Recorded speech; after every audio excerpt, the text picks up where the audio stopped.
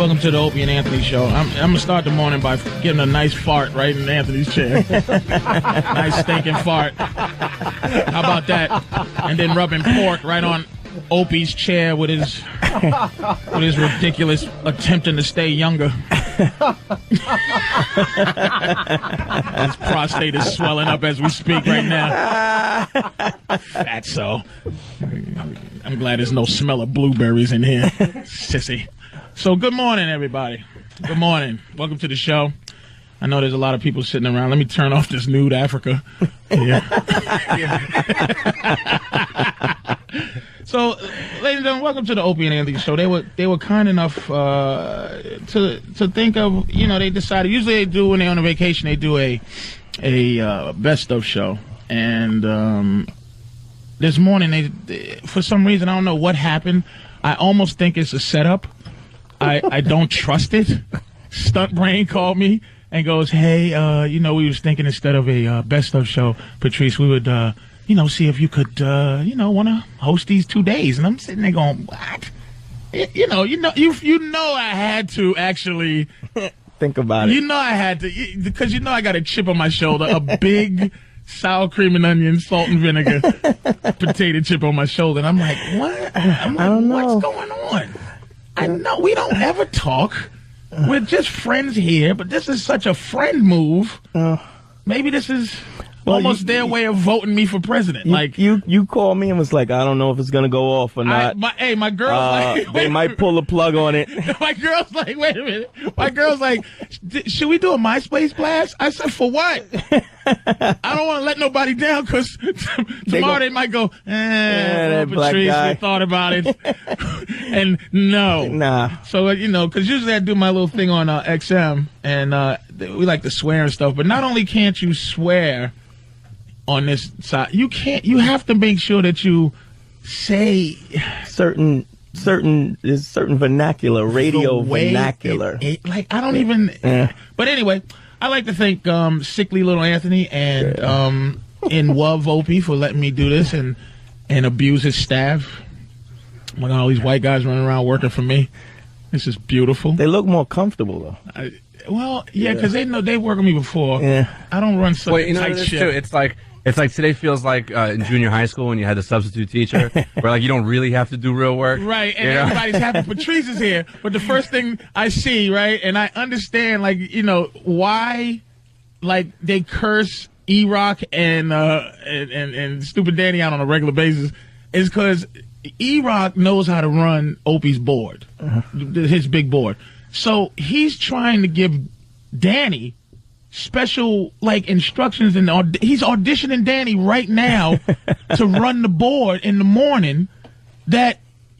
Why not? Because E-Rock knows how to do it, and Danny knows how to do what E-Rock's doing, and they curse each other out for the way that they do the wrong job on their board. But for some reason, I think again they're abusing me. They're going to do what they want to do. Anyway. Dude, this is what I'm saying. This is how Obama has to be as president. He has to be the N-word I see in charge. I might have to actually whip these guys into shape. Because they go, Patrice is here. Let's have fun. Substitute teacher. Let me play games. See what I'm saying? Do you understand why you can't sleep? Do you understand why you can't sleep as a black guy? All right, we're not going to start it off this morning. Let me introduce my boy. I have a black host. Yeah. A black co-host. Kinda. You thought I was Puerto Rican for 8 years though. So. Let me introduce you for a second. You thought I was going to sit in here and put a white guy in here in my cabinet? I'm going to fire Stunt Brain soon. I'm going to give me a Puerto Rican. E-Rock's out of here. I'm already playing in my cabinet. It's going to be strippers and pit bull fighting in this place before you know it. Cockfights. Well, let me introduce my boy, Dante Nero, ladies and gentlemen. I call him Reginald. Yeah. He's also my co-host when I do Black Phillip over on XM. And I appreciate it kindly, you getting up this morning. Yeah. With your broken wrist, which is Thanks interesting. for having me. It's an interesting thing. My friend has a broken wrist. He's how old are you now, Dante? 42. 42. Dante's 42. And he's just now getting a lot of his bones fixed. and he's getting his wrist fixed, his back. Yeah. And here's something that we didn't know about having a broken wrist. Okay. You have trouble getting dressed. Yeah. If you have a broken wrist. Now, I found this out about having a busted calf muscle. You need your calf muscle to take a number 2. Yeah. Like, if you don't have a 100% calf muscle, you cannot take a number 2. Yeah. You have to stretch your leg out. And if you have to stretch your leg out to take a number, you can't do it. Really? Like, you cannot go to the bathroom correctly if you can't bend your legs and do that. So what we found out today is that if you bust your wrist and have a cast on it, that you have to come out in 30-degree weather with no coat on, with just a T-shirt and a half a tied boot. But he's a soldier, Jack. Yeah, I'm here. Soldier with pneumonia, baby. and I like to say to everybody, good morning. I want to say this. I was on the radio Monday, and I got a lot of emails. A lot of angry emails about my tirade, my racial tirade I had. And I had a racial tirade, which I think all black people do to have. I got a call from somebody that, that told me that, I should just love and forgive. And I started laughing to myself like, that's the stupidest advice in history. Like, everybody up right now, nobody is happy and nobody wants advice like just love. Right now, somebody's mad going to work, right? They're angry going to work and they're like trying to figure out how to exist with hatred. They're not trying to look for love. Like, for the most part, love has always been something that a martyr would say.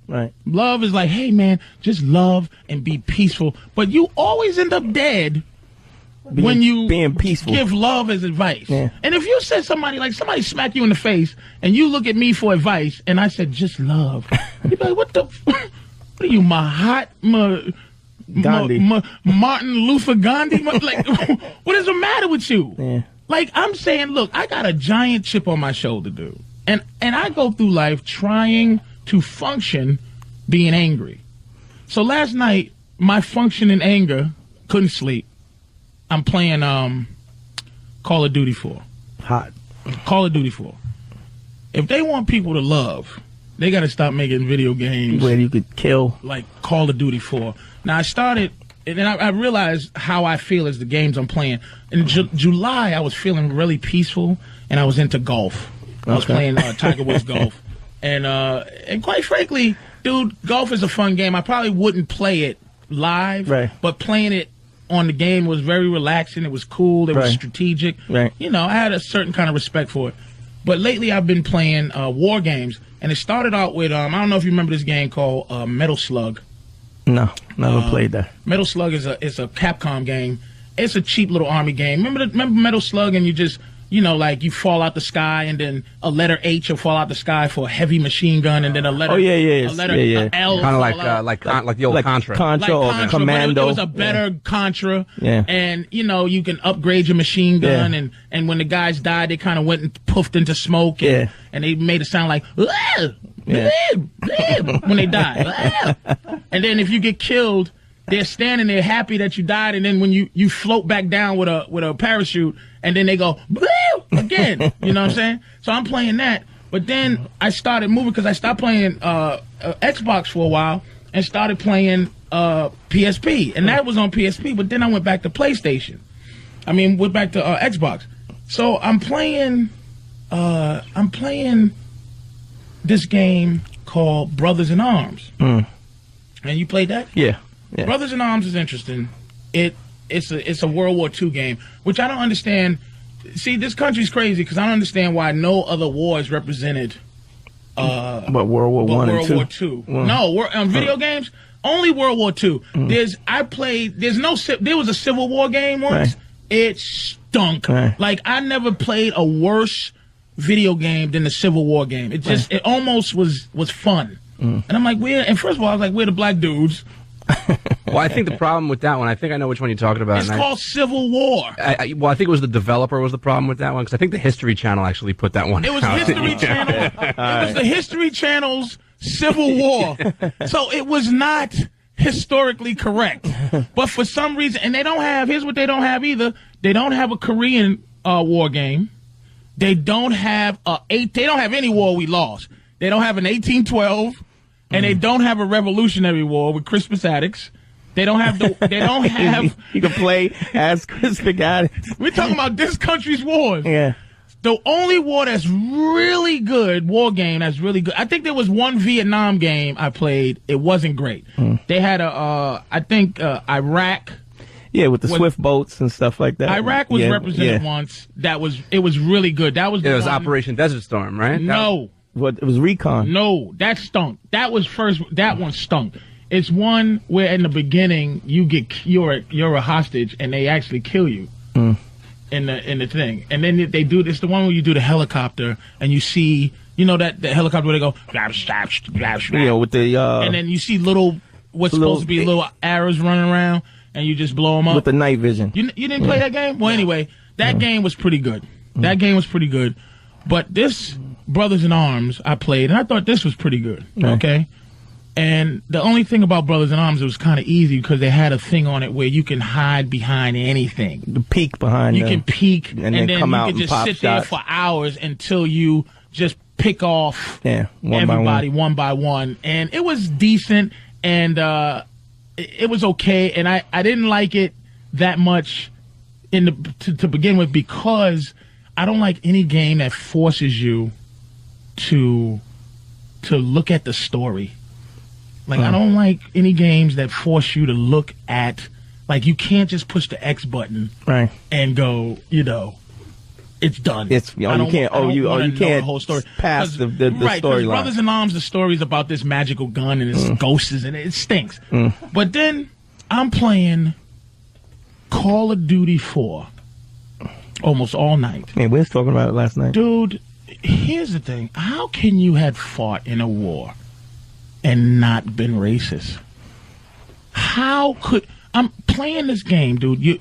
Call of Duty 4 takes place in a POW camp in Japan, and the guys escape. That's the first scene. Dude, nips in the wire. Dude, and you I don't think you can say that. Not even... I don't think you can. In the wire? Ends in the wire? Chips in the wire? I'm just repeating the stupid game. In the wire. No? Okay, I'm going to say it again then. But that Asian N-word cannot be said. Asian N-word. Are you serious? Yeah. All right, it was dumped, but... Yeah. You can say Asian N-word. Don't you mean... No. It's Call of Duty. Yeah, but don't you mean the new one, World at War? Call of Duty World at War. Yeah, because you keep saying 4. It's the new one. It is. It's 4. It's the 4th one, isn't it? No, it's 5. It's actually 5. It's 5. Yeah. So Call of Duty World at War. Let me apologize. So Call of Duty World at War, the racism in that game that you get, but the racism you feel as you playing it, it makes you respect anybody fighting in a war, because the only way you live is to think racist. Because you're sitting there and they're coming out of the bushes, and you just, in the game, you say to yourself, in the wire. Ends in the wire. Ends in the wire. N-words in the wire. C-words in the wire. G-words in the wire. And you have to, the way you play that game. And they keep coming out. Dude, these games, man, you would think that they can't get realer. What this game did that I've never seen any other video game do. Is as you're fighting, your guy next to you, say you and your boy next to you, not your boy, I'm not playing online, I'm just playing the game. Right. So you and your boy that's helping you fight, there's 20 ends in the wire coming, and if your boy gets shot in the head, you see him get shot in the head. Right. You still got to deal with 20 of them. Right. It's not like the game adjusts because he's dead. Right. The game keeps playing as hard as it was playing, just like Real War, dude. Right. And you just sitting there. I'm up all night playing this game, and it makes you racist. Just Yeah. So to get back to the ultimate point of this, Okay. is make video games where I'm counting We're going clouds. Like, I'm sitting up there upset playing this video game. Then I start thinking, here's where my mind goes, where are the other wars? This war we officially won. Where's the wars that we lost? Why aren't we playing any How we dirty is lost that? games? That gets real dirty. Well, who wants that? You know the end. If you're going to put out a video game... What is the end of World War II a mystery? No, but you like the feeling of a win. I like watching a good blowout in a game. Well, But I actually think that the video game is not like in the Civil War one that, if you could play the South, if they make a good Civil War game, yeah. Okay, and my thoughts of a good Civil War game is this, is if you send someone back in time, somebody's going to steal it from you. If you send somebody back in time with just a Desert Eagle, no extra guns, just one Desert Eagle, just a Desert Eagle, or maybe some type of some kind of ray gun, right? That you have to find, like you charge it by gold, or you charge it by doubloons, or whatever's back in 1812, or gold. Slaves. Or black. You charge it with slaves. Spit. You charge the gun with slave spit. Come on, Cleopas. Spit in this gun. But I would love to see that actual... Do you understand why, Stunt Brain, I'm so wired up about certain things, man? Because my mind, I'm looking to relax. Yeah. I'm looking to love. I'm looking to forgive. I'm looking to tickle. So you play war games. But what else is there to play? Well, you said you were playing golf this summer and you were calm and peaceful. And then something happened, and now I'm playing. People say you feel the way you feel by the games you play now, and by the porn you watch. You know what I mean? There's certain porn you watch when you're feeling whatever, and there's certain porn when you're feeling, you're feeling gentle, and you're feeling loving. And then certain porn you watch when you feel your self-esteem is lower, when it's higher. Right. Like I watch a lot of fat girl porn when I'm not feeling good. A lot of BBW porn when I'm not feeling good. And nude Africa. Nude Africa. I do a lot of that. And, like I said, I mean, I know you don't like big girls, but, I think it's easier to catch a pig than a parakeet, to be honest with you. I will catch her. Can we say pig on this? Yeah. I just want to make sure. I'm still filling out what I can say. Even in the context, is that right? Yeah. Anyway, look, man. All right, so bear with me today. I'm usually here just listening to Opie and Anthony. I'm usually sitting here just listening to Opie talk and Anthony talk, and I get in. So let me feel out running the show. So bear with us, and we're going to take a quick break and be back. Opie and Anthony. Hi, it's Opie. Anthony's to my left, and they want us to say a few nice things about Patrice O'Neal, who's doing our show today. He's filling in. He's like a guest host. But we're supposed to say something nice about him. All right. It's a nice hat. Dress is nice. Yeah. Oh, he, no. Someone else. Yeah. There was the time he's not Rich Voss. Yeah, there you go. There's something nice about Patrice O'Neal. He's not Rich Voss. Wow. That feels good. And I can't say a well-placed cracker at any time. Can I say cracker? You can insult the oppressor still. It's not gonna be equal to it. You can't say cracker no more. Every other downtrodden, oppressed people, I can still abuse Peckerwood, can I? Hunky slave master driver, I can still say that. Right, now you're getting close. I can still say that. But all these people that have these downtrodden mongoloid can't say nothing bad about them people because you can't take a joke. Before I can say cracker all day long. Anyway, welcome back to the Opie and Anthony Show. I'm Patrice O'Neal, filling in for the fellas, along with my co-host, the lovely Dante Nero. What's up? Who will knock you out. I bet you this radio show can beat everybody's radio show. Right ass. I'm serious. And well, not now, because you got that busted up wrist. I hit him. I'll hit somebody with the cast, though. But it's all swelled up. Look like uncooked bacon. Big bacon hand. So anyway, welcome back, man. I was talking to Stump Brain on the phone the other day. And look, man, this guy sent me a MySpace. I don't even know his name. I'm surprised he sent it because people, they know I don't really pay attention to it. But I was paying attention to it a couple of days ago. And he sent me an email that said, Patrice, hey, man, you're off my top 8. Real emotional. I felt the emotion in the message. Yeah, like you could feel he was upset, like he disappointed, and he was like, I didn't know you felt like this, and I'm really upset with you, and blah blah blah.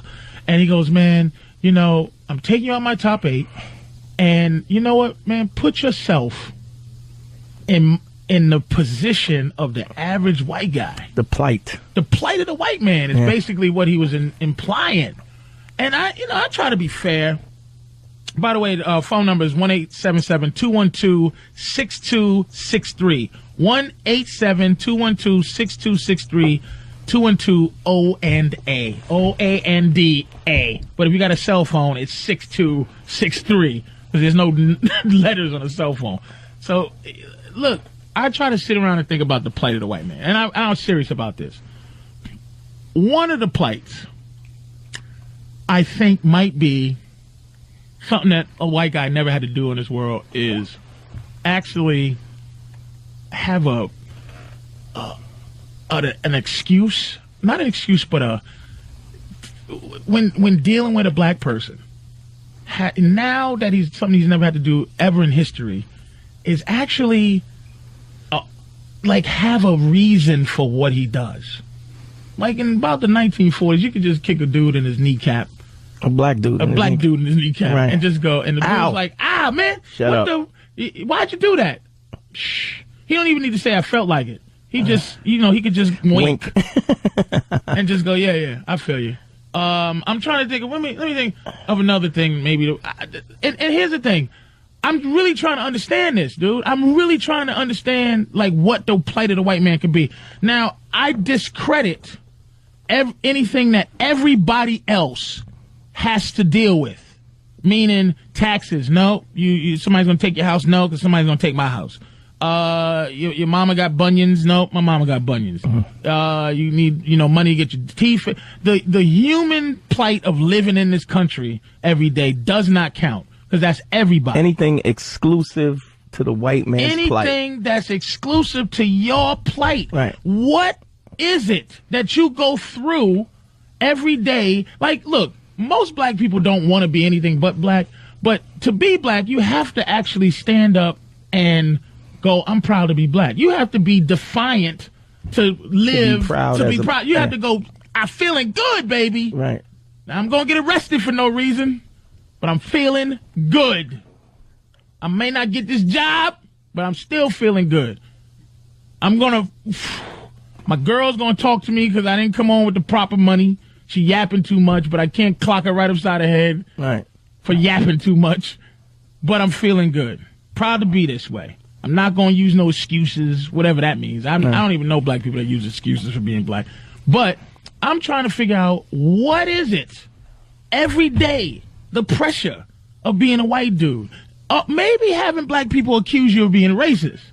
But that's almost... That might be a concern now. That doesn't even count. Right. For real. Yeah. So please, do me a big favor. Let me know what the plight of the white man is. The plight. Different from any other... Thank you. From any other group you can think of. Please tell me. Because I'm really, truly trying to understand this. Please, tell me why I should feel like you're victimized, Sam. And by the way, Sam, you better choose a side. Because when the race war happens, Jack, I'm going to be the first one to put a bullet right through that giant afro. Well, then I'll pick your side. You good. Yeah. Because you know, I'm going to tell you, when it comes down to it, if it is that war, Yeah. you are black. I know. All right. They used to, in apartheid, they used to stick a pencil in your hair. And if it could stand up. Yeah, if it wouldn't come out of your hair, then you're black. Oh, Jesus. And by that definition, I'm very black. I'm black too, I guess. Yeah. Yeah. All right. Really? So a lot of nappy-headed white guys. Nah, in but here. your hair's more Nah, more like, look at like Ronald McDonald's hair. your hair's more like Gallagher or Yeah, it's very Gallagher too. or somebody that woke up out of a coma. Shaka Khan. Yeah, you're a white guy, Danny. You're definitely a white guy.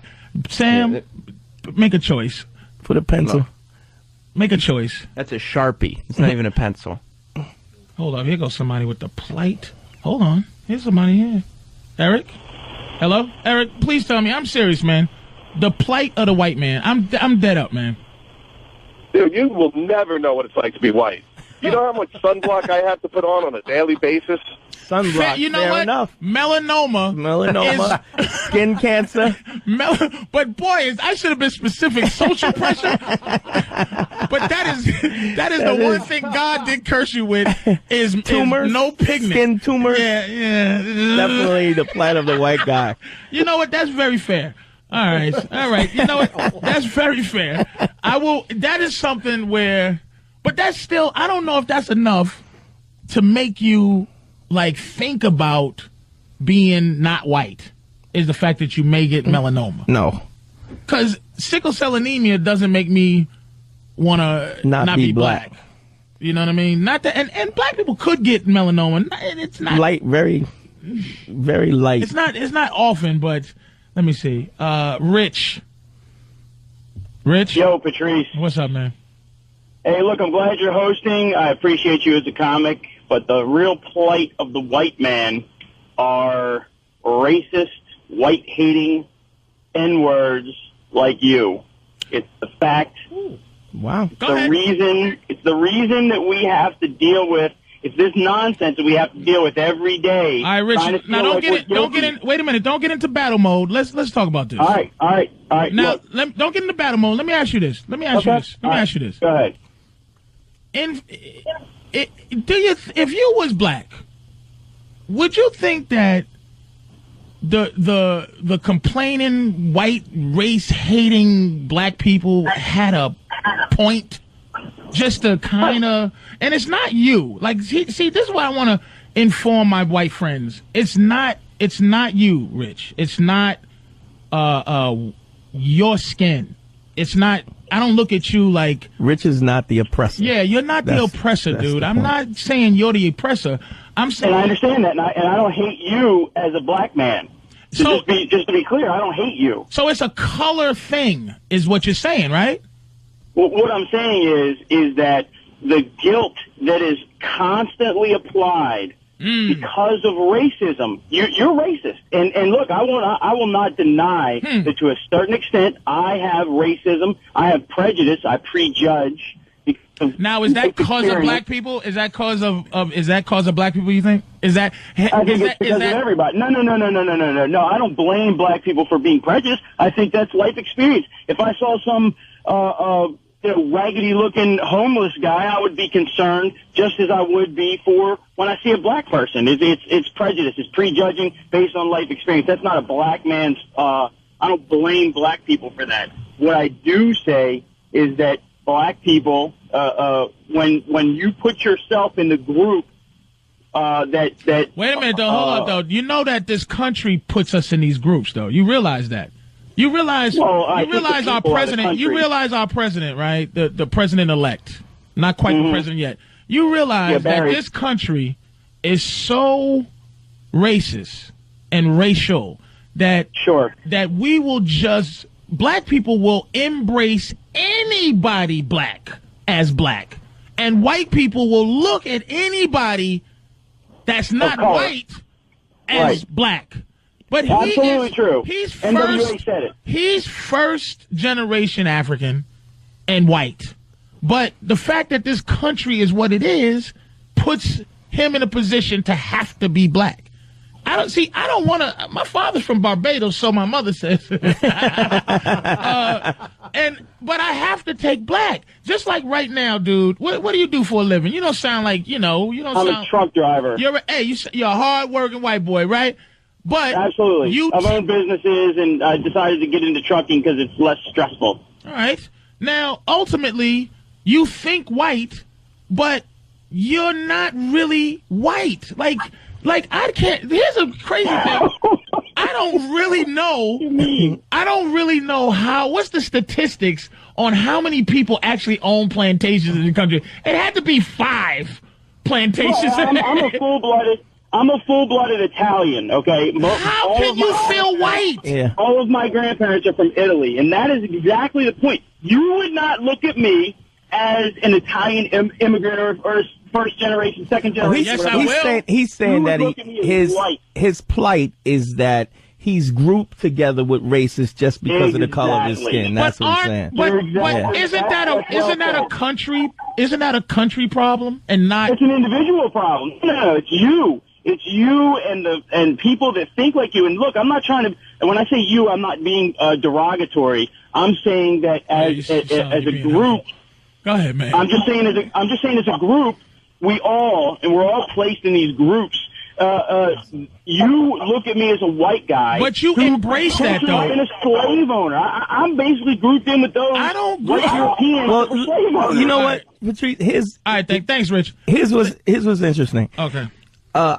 Like you have a lot of people, white people that came as immigrants, right? And they come to this country and they say, well, my ancestors didn't own slaves. Mm-hmm. But the reason why they became immigrants, came to this country in the first place, was because this country had opportunities. Mm-hmm. But the opportunities were the reason why this country has the money that it has is because of 300 years of slavery, free labor that enabled America to become a rich nation that it is. And so they embark upon the. Here's what I know of white people that I know. They don't care.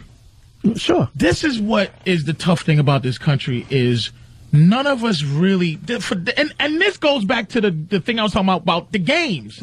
How there is no history in this country for us to really know what's going on.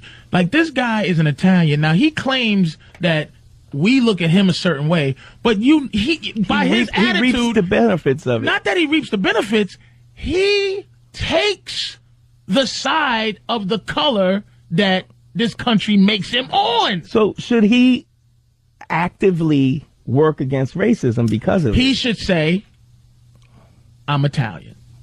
Here's my thing as an Italian. You can't take the side of and expect not to get of the two colors that are eternal enemies in this country. Right.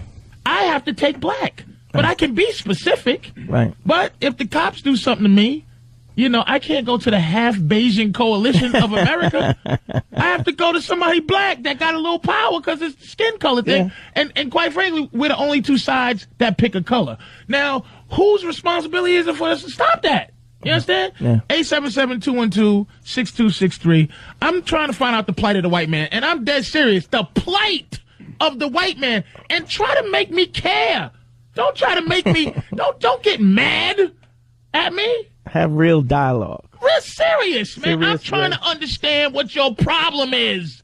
Being white. Please. Jason in Virginia. Jason. Hey, Patrice. Yes, sir. Hey, I got to tell you, you're one of my favorite all-time comics. You're incredible. And I appreciate your honesty. Thank you. In my opinion, I think the white man's plot kind of goes along with the fact that I think most of us feel like we're just losing something. Like the Boston Celtics, they were, champions for all those years, and we see like it almost feels like maybe we're losing something to other minorities, and then get things like affirmative action and stuff like that. It just feels like everything's against us. Maybe I don't know. You know what?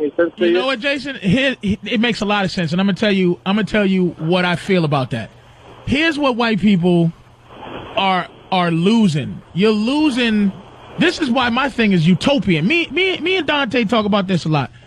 Thanks for calling, dude. You like it. What it is what it is. Right. Like what you get, you don't care. The black president is the black president, and if that don't happen, then you can't do the next thing. Right. My thing is, I want a heart change from everybody.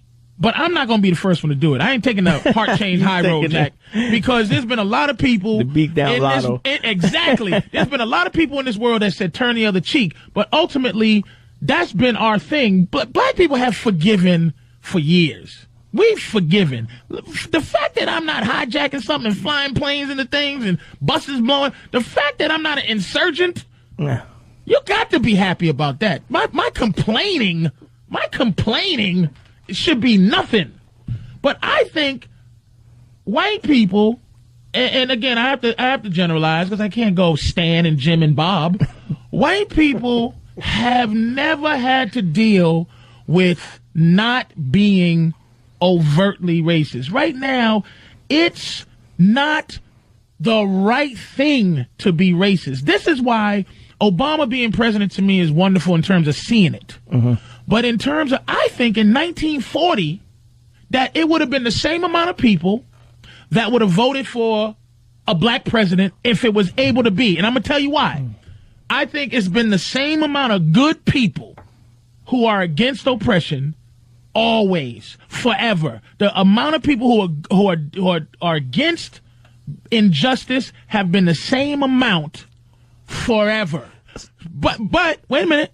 But back then, being racist in 1920, 1860, that was the right vogue. thing. It was in vogue. So if right. you was against racism in 1860, that was a big deal. That was something where you go, you know what? I know. See, white people who suffered this at the same time black people did are misrepresented in this country, because right now it's the wrong thing to be racist. So being right, there's no consequence to being right. It's just that's the thing to do. We talked about this. It's like it's easy to be gay now. It's easy to be out the closet. It wasn't easy to be gay when they was bashing dudes at the Stonewall. A gay guy in 1925 was a soldier. A soldier. Out gay guy in 2008, you kind of go, really? You're going through something?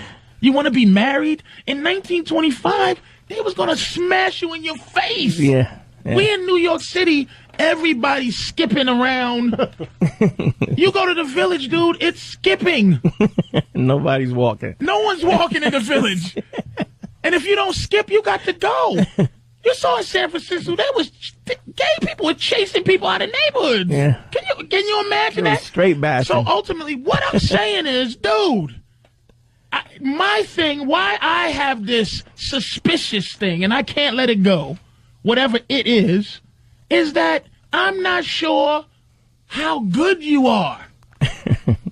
Because you're not allowed to be racist no more. Not according to me, according to society. So you're saying you respect 1960 abolitionists because it was hard to not 1960 abolition, but yeah, fair enough. I get what you're saying. It was hard to be not racist. It was anybody who's... It's easy to not be racist right now. It's easy to do the right thing because the right thing is right. And it was used to be wrong. That's all I'm saying to you. So you understand where I'm coming from.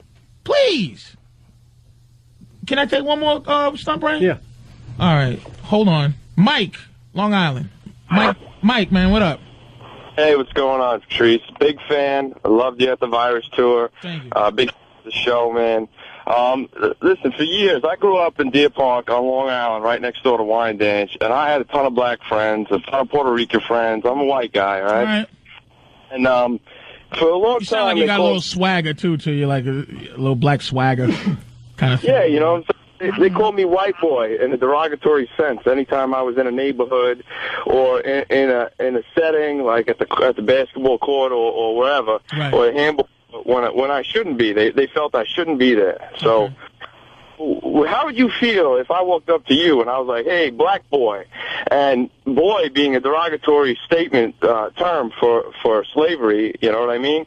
You would take that as offense automatically, you know what I'm saying? Yeah, that's true because, again, that's the reason I can say cracker today and I can't say something else.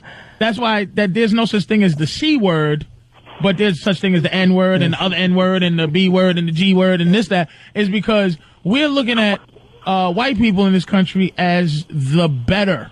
You know what I mean? The oppressor. The oppressor as the better. That's but I understand what you're saying. So let me ask you this. What would you like? What would you like to see? I think a lot of white people would love to love us. And us, you know what I'd really like to be called Mike, and I call you Patrice, and that's it. Fair enough. So wait a minute. There's nothing in life. There is nothing in life worse than somebody who takes your respect from you just by using words, man. Especially when you're a man and you do the right thing in this world today. Wait a minute. So you're saying that you were hurt by white boy, like almost subjugated by dudes calling you white boy, which, by the way, any white boy around my way growing up that we call white boy was our friend. Yeah. Wasn't derogatory. Let me put it in the context. You know, look at this fucking white boy. What the fuck you doing here? Oh, wait a minute. Yeah, go ahead, though. Yeah, we had to. How many dunks was that? Go ahead, man. Go ahead. You can't play ball or whatever. Meanwhile, I got a 3-point shot. You know what I mean? I'm just as fast. You better have a 3-point shot. You don't want to be in that paint. Well, you got to get out of here, white boy. Hey, look, man, keep the calls coming. 877-212-6263 if you got a cell phone. 877-212-O&A if you ain't got a job. We're going to take a break, man. This is O&A. See you, man. Opie here, Anthony there, Patrice O'Neal doing our show, and, it's going to be a good show, but you're not going to get paid, Patrice, sorry. I don't know. Not a nice thing yet. Not a nice thing. I thought Anthony was the racist. Like, Opie's been a real bum on these things. And what do? They take these at some point today and yesterday, and this is how he really feels. Yeah. Sorry. I get up at 5:15. Do you understand what a chore that is to get up at 5:15? I think we know. Yeah, but white people do that anyway. Y'all work hard and get pretty up sure, at 5 o'clock. Getting up at 3:30 in the morning for the last 3 years, I'm pretty sure. So when there's a white guy who's a loser, what is his excuse? I see a lot of really mediocre white guys in this room. What is your excuse? And I think that might tie into the anger of it. Like, can I have an excuse to stink? You said that racism is not over until a mediocre black guy can rise to greatness. That's what I want for everybody. Mediocrity. Every black president can't be Jesus-like. He can't be African, white, Spanish, with an Islamic name, black wife. Magna cum laude at Harvard. 4.9 grade point. You can't. I want an average C student, black guy, to be able to run for president. Is it possible? This is what I want. Black mediocrity. To rise to greatness. To rise to be able to do great things. You can't think of one black mediocre dude. And listen, I already hear you saying, I already hear it. Watch your mouth. But let's be honest. Don't try to mess with my self-esteem, Jack. But let's be honest. Like a dude where you go, whatever. Black dude that's doing. Now, let like him be I said, president. black mayors, there are. I just want enough black people around so that I don't have to defend anything black just because it's black. That's fair enough. Is that fair? That's fair. I'm just saying. Black mayor, it's been enough bad black mayors for me to go,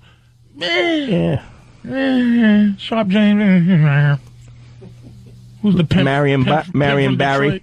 Marion Barry's a junkie. He's the original bad black man. Some people will questionably say Dinkins, which is, I mean, that's questionable, and that's your opinion. But I'm talking about just straight up did some Just wrong, mediocrity. whack stuff. Kwame Fitzpatrick, of course, was questionable pimp, cheating, stealing money from the government. Wait. Cory Booker is gee, so witness. magnanimous, he's getting a reality show.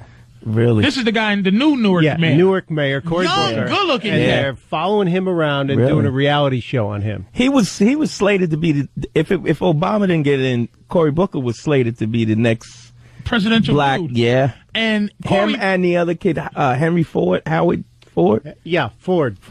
Last, I don't know if it's Henry or Howard Ford. Light-skinned dude, Republican dude.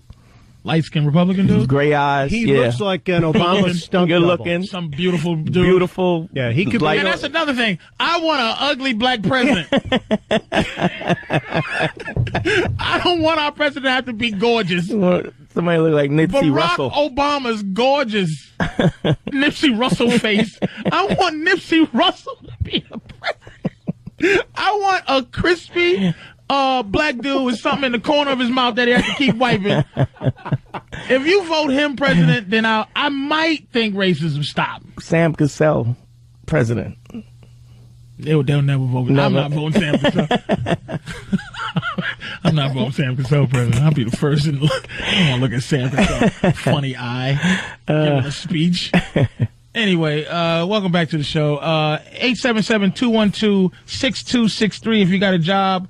877-212-OANDA. OANDA if you're at home still chilling. White plight.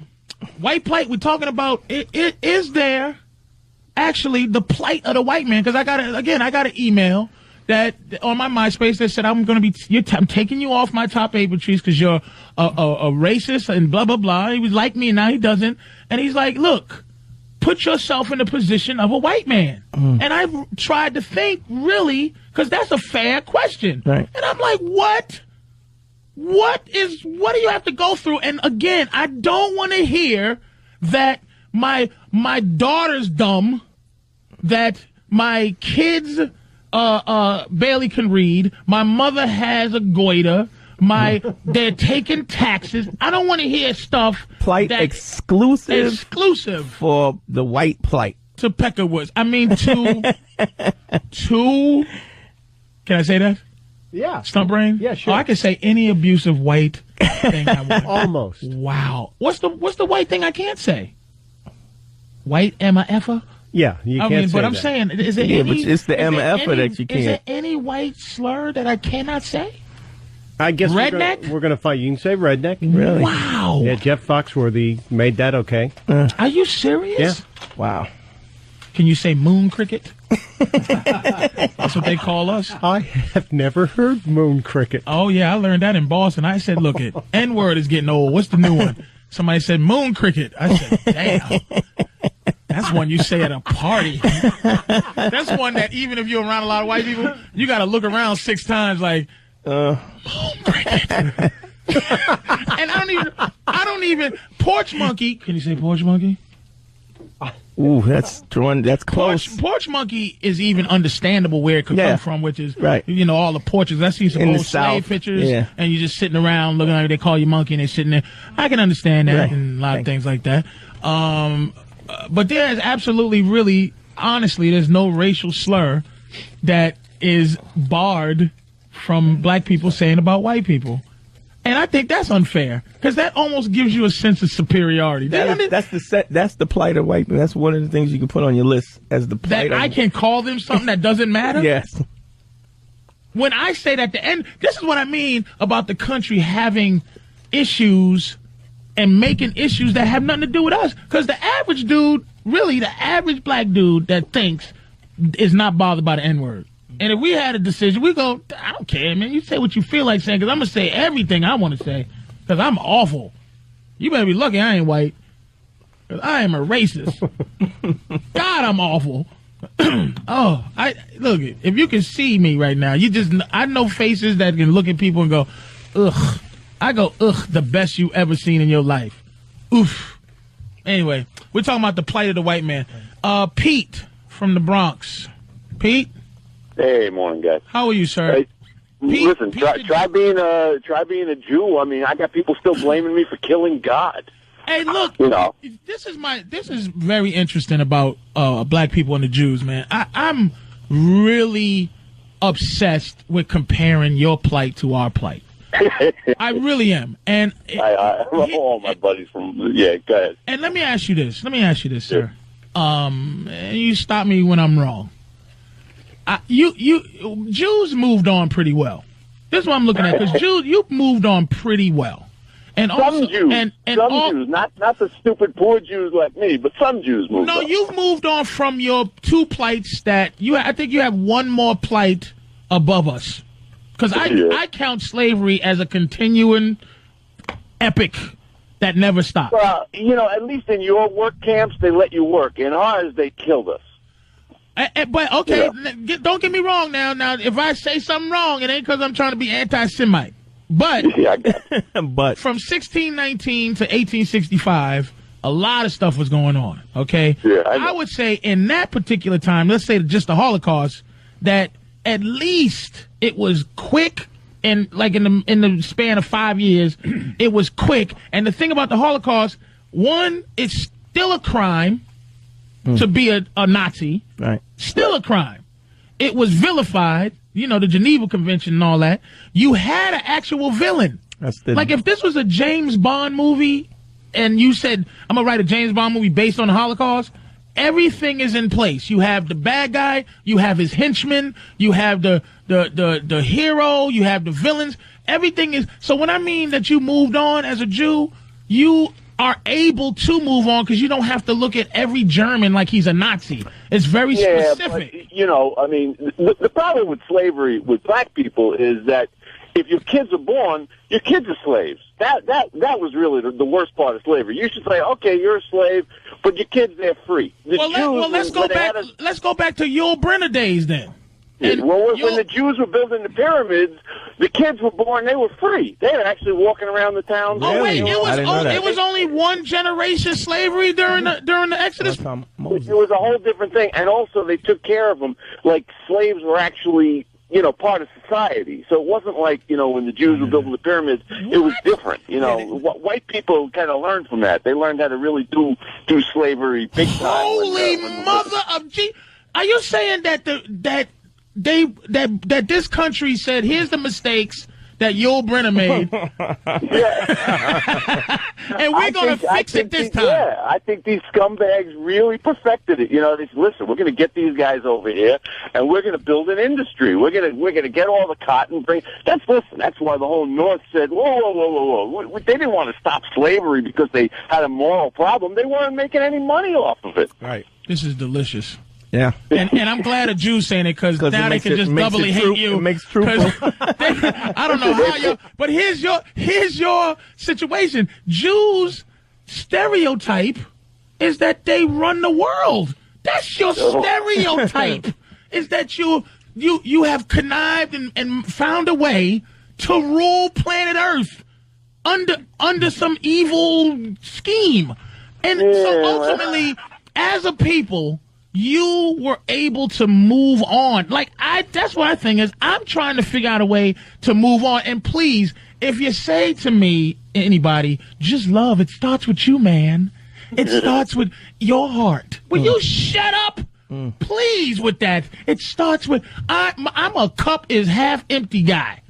So please, I want to go, look, man. And look, it doesn't wear me out. It just is the fact you do it easily. That, like I say, the OJ verdict, when the fact that you see everybody cheering and everybody sad, will tell you that that's not some taught thing. It's not about. I didn't text every black person to say cheer when he got away, and I didn't text everybody. See, this is interesting because my thing is, I always looked at the Jews during the Moses time. They could be finished because they were freed by God. Right. Yul Brynner wanted to kill him. Hey, hold up. Thanks for calling, Pete. Yul Brynner wanted to call him, like to kill him, and He went out to kill. You saw the movie. Yeah, I saw the know movie. all my Bible The stuff. chariots. I know all my Bible stuff From in that. MGM.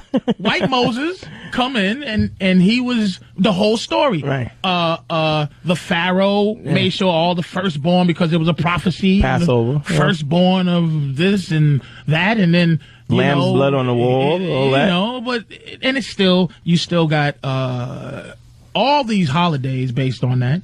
You have a system of living based on that, meaning the Ten Commandments are all really kind of, that's our system of living. That's everybody's system of living, is the Ten Commandments. Really, you kind of if you're basically good, that's how you're trying to follow live. some of those, at least the thou shalt not kill. It'd be Steal. nice.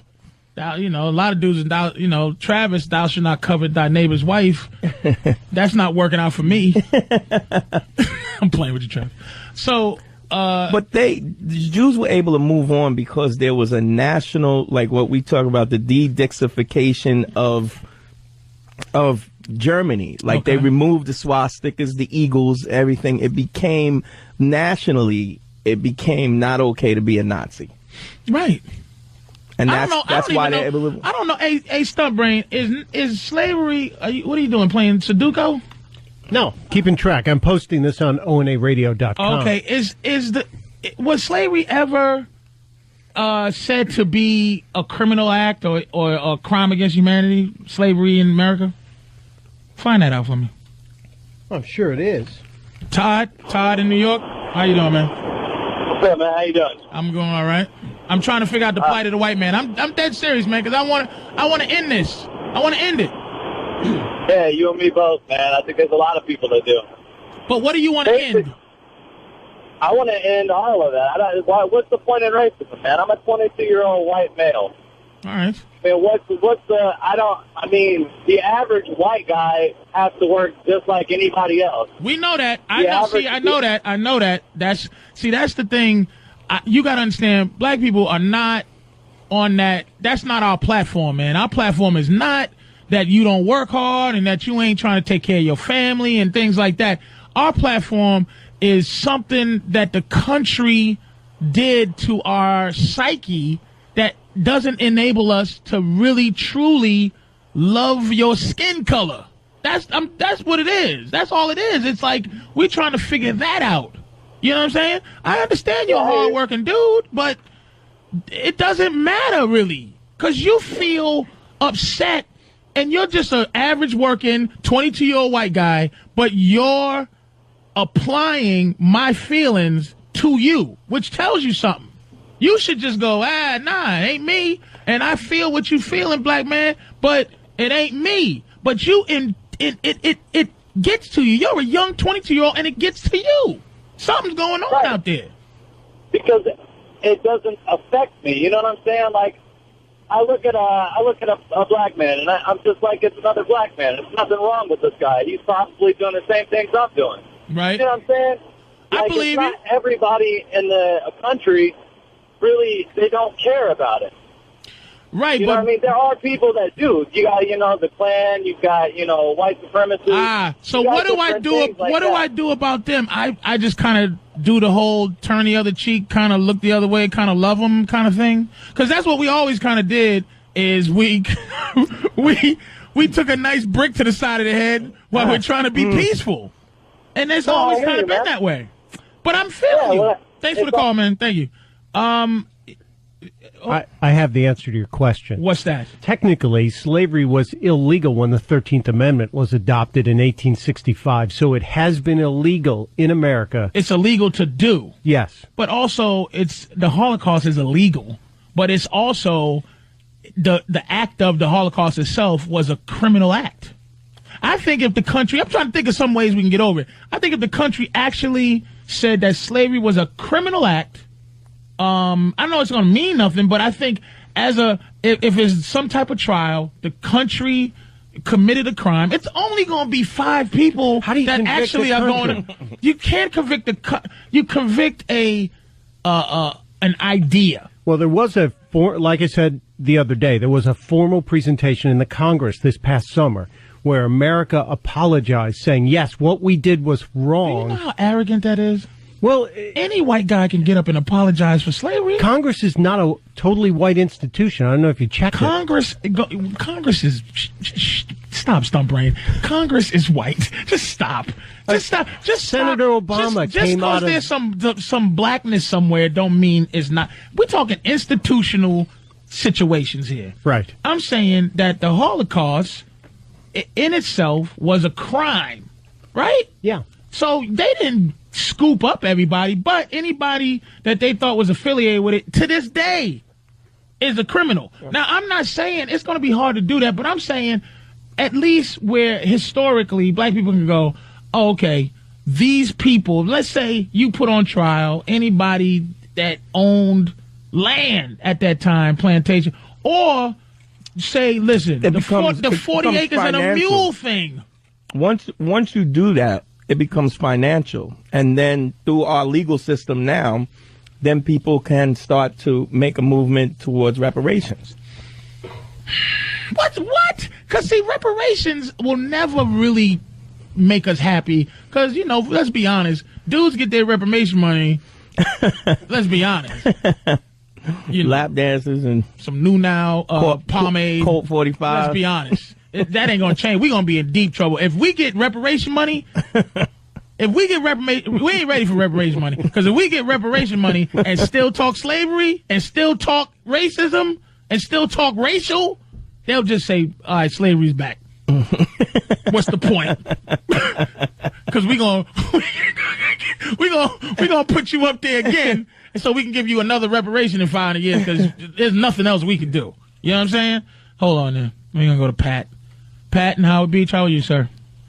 What's up, Patrice? How you doing? I'm good, sir. So, I'm Howard Beach, probably the most racist part of New York, if you didn't know that already. Okay. I would have to definitely say that our plight is having to deal with Al Sharpton.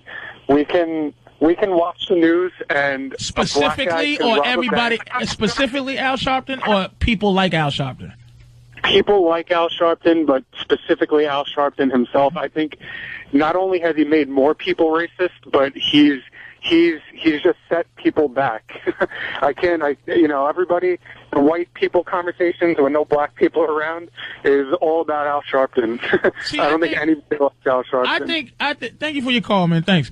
I think high thinking people are also a big problem in terms of this racial thing.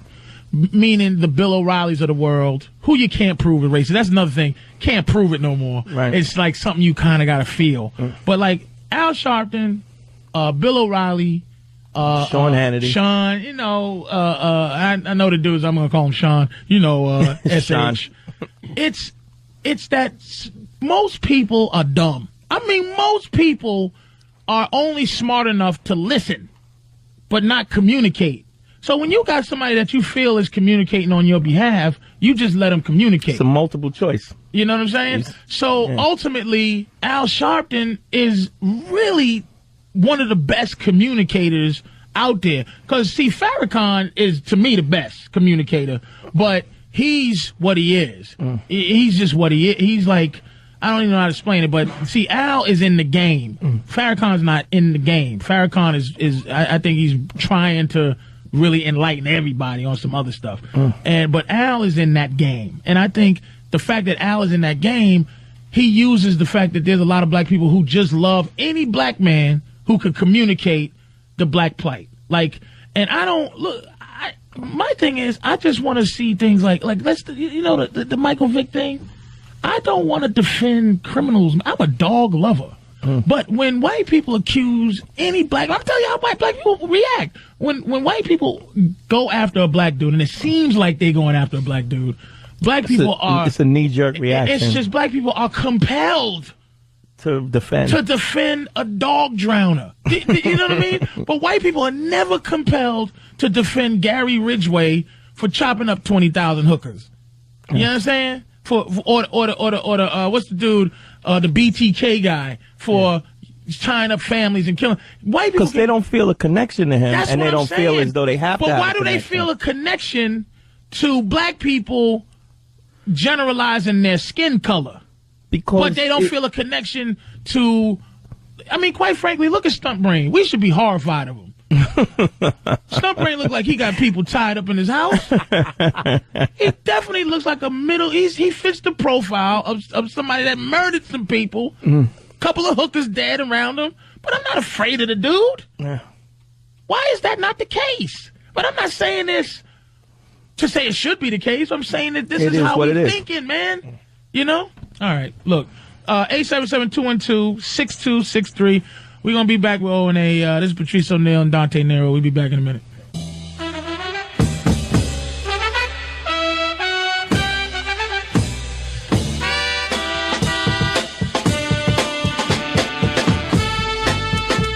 Hey, you're listening to Patrice O'Neal as he fills in for the Vacationing Opie and Anthony show. Not really vacationing, but we're just not here. Try to call up and get a word in edgewise. Good luck to you. Good luck.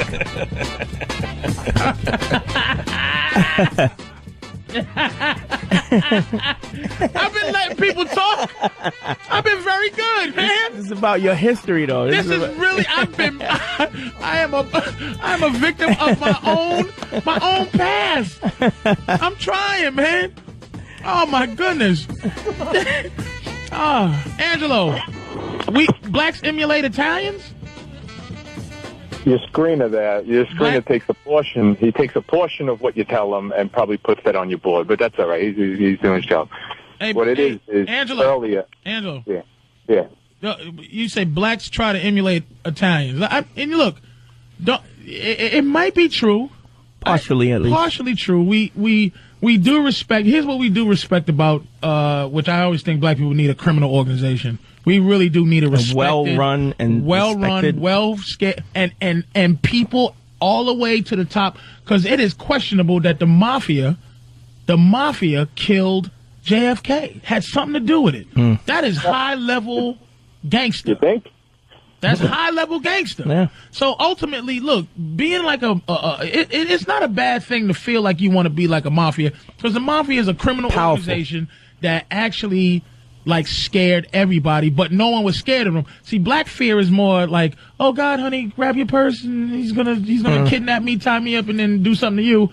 It's kind of like, but petty. Mafia was specific. You only killed each other.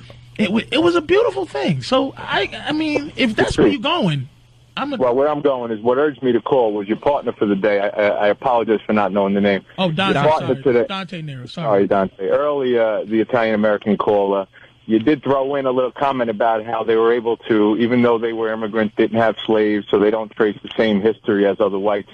You said that they did take advantage of the color of their skin, where I was calling to say, when we were coming off the boat, and we were coming in, and we were on lines treated like cattle, and having the names chopped up and being told you're just going to have tight living quarters, which are the equivalent of today's projects. I would believe that they decided, let's form our own little organization to get respect in this country. Yes. You know, the organization that you're referring to. Yes, let's sir. form our own little organization. Wait a minute, you can't actually say it? I thought it was over. You still can't really say it? They just found bodies in Are you serious? in Long Island. Are they making a comeback?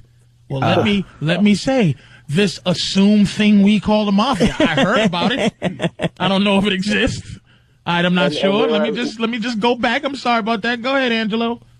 No, I'm saying, and where that led to the emulating Italians things was me saying to the screener how even today's hip-hop artists, you hear the names of Junior Mafia, you hear the names of Capone of this Irv Gotti. Like what I said, dude, you could even trace Bling Bling back to the Guidos of the 80s with baggy jeans and a cross hanging out of their turtleneck. It just, they tweaked it a little bit, and they made it look a little more respectful. Maybe bada bing. I wouldn't take that credit away from you if you want it. But what I think is that the mob, there's just that idea that you could control your own destiny through crime if you needed to. I don't know. I really think we do respect that whole. That's why black people love. Thanks for the call, Angel. That's why black people. No problem. I gotta go. I'm being pulled over by a black cop. Oh, you son of a. That's what I'm saying about Scarface, dude. Yeah. Black people love Scarface. But that's why I'm telling you, Stumpbrain, Scarface is it's a story of a guy that just shot his way to the top. Shot his way to the top. Came across on a boat. Came from Cuba. went to here's a story in a nutshell. Came from Cuba, went to a detention camp. Right. A rich drug dealer paid him to kill some dude that jerked over his brother earlier, stabbed him. Rabenga! Whatever he said at that, I don't know that part. He went to work in a dirty diner. Right. The same guy had a better job for him, where he goes, what about the Colombians? And he's like, why are you? I don't like Colombians, man. He shot his way there. Yep. His boy got his hand cut off. Chi-Chi get the yayo. Back, he goes, give me I got the money. You got the money? You got the yayo? I got the yayo. Bring it to me. F you. So I bring it to him myself. Bring it to him. He goes, man, I'm sorry. Your friend got killed. Boom, boom, boom. Pow, pow, pow. He goes over to Colombia, meets with Salsa. Hooks up with him. I like you. You got balls. Throws your boy out the helicopter with his shoe flying off. All I got is my balls. And my word. Papa bling. Papa boom. Go home. Get what? You stole your deal, Tony. Hey, wait, what's the news? Frank the cop. F. Casper Gomez and F. the F and Diaz brothers. F them all. I kill those cockroaches. Are you saying I stole my deal? You stole your deal. All right. You finished, boss? I am the boss. Okay, you the boss. Hey, come over to my house. Hey, what about Frank, Tony? What about Frank? Hey, Frank is finishing the business. Okay, I'm going to go eat. He goes, yo, you keep messing with me, you won't be doing anything. Okay. Hey, baby, come over here. All right, keep up the good work. All right. Oh, no, keep up the bad work. The bad work. Yes. Now, go in, try to kill him. He goes, hey, Manny, get up. We got to go see somebody. All right? Please, Tony, don't kill me, Tony. Don't kill me, Tony. Mano, I'm a cop. Kill this piece of doo-doo. Yeah. Bam, boom, back over. Here's what I want to do.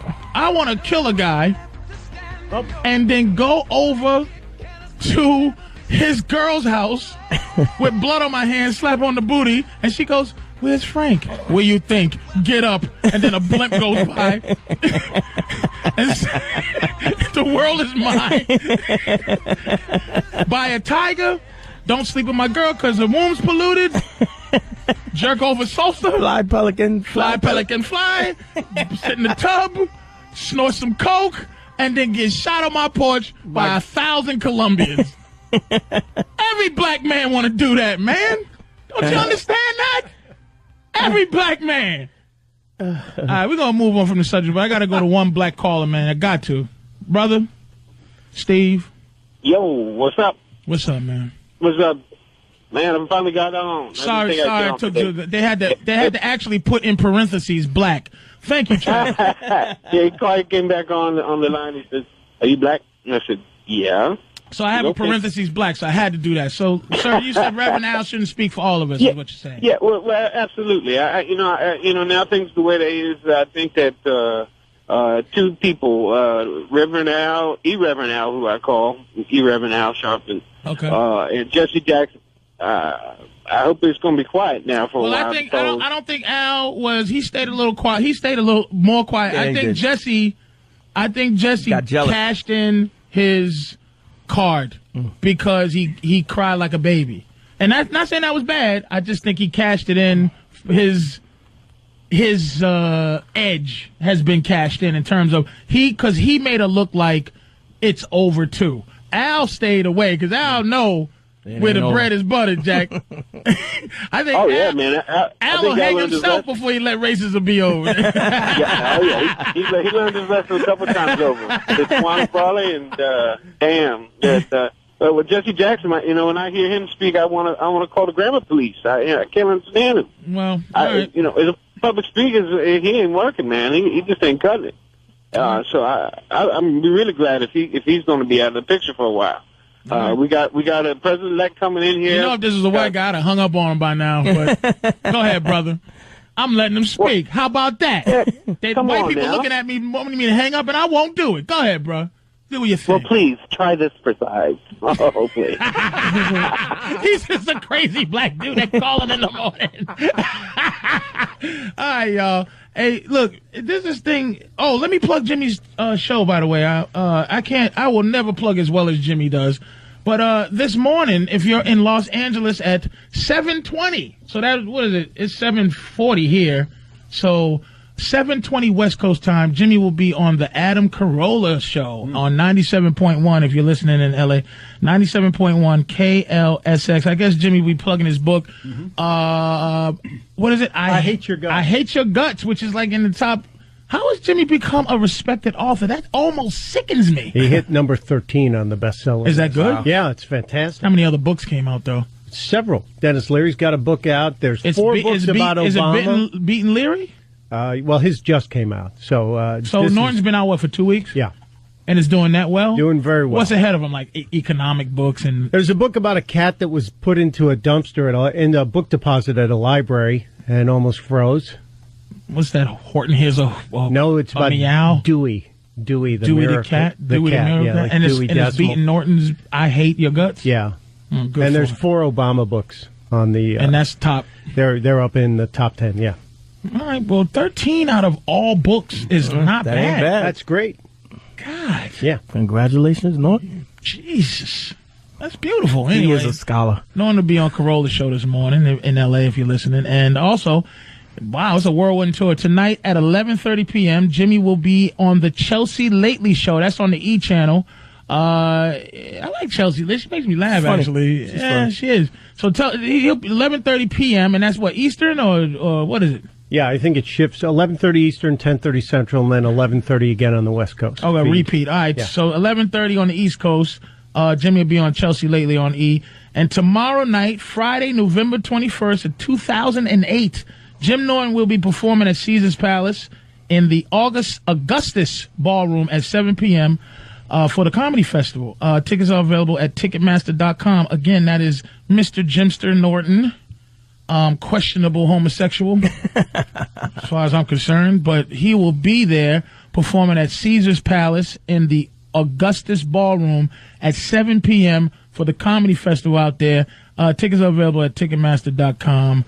That is it. I'll plug again, I guess, but that's Mr. Jimster. Speaking of questionable homosexuals, Segue. What's going on with this eHarmony situation, dude? The eHarmony online dating. By the way, service. sorry, hold on, let me reintroduce you. Okay. This is my friend Dante Nero, my co-host for this evening, as I'm filling in for the boys. Okay. On there, go ahead, Dante. Online dating service eHarmony has agreed to create a new website, compatible partners for gay and lesbian users, created as a part of settlement. Why'd you say that like What? Why'd you just say that like did you see it sound like Sulu? Read that again. What? Users. Compatible partners for gay and lesbian users.